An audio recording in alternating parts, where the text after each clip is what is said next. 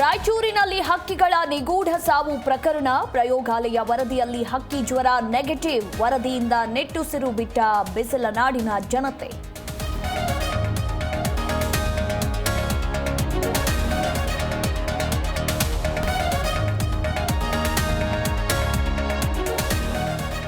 ಕಲಬುರಗಿಯಲ್ಲಿ ಮಹಾರಾಷ್ಟ್ರ ಬಸ್ ತಡೆದು ಹೋರಾಟ, ಮಹಾರಾಷ್ಟ್ರ ಬಸ್ಗೆ ಕಪ್ಪು ಮಸಿ ಬಳಿದು ಆಕ್ರೋಶ, ಜಯ ಕರ್ನಾಟಕ ಸಂಘಟನೆ ನೇತೃತ್ವದಲ್ಲಿ ಪ್ರತಿಭಟನೆ.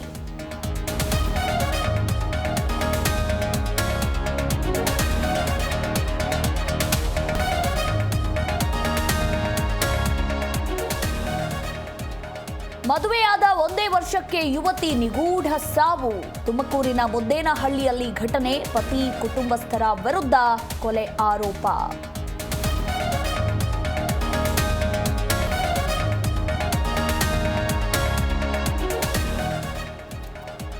ಭಾರತದ ಮಾರುಕಟ್ಟೆಗೆ ಎಂಟ್ರಿಯಾದ ಟೆಸ್ಲಾ, ಮುಂಬೈನಲ್ಲಿ ಮೊದಲ ಶೋರೂಮ್ ಓಪನ್, ಬರ್ಲಿನ್ನಿಂದ ಟೆಸ್ಲಾ ಕಾರುಗಳ ಆಮದು.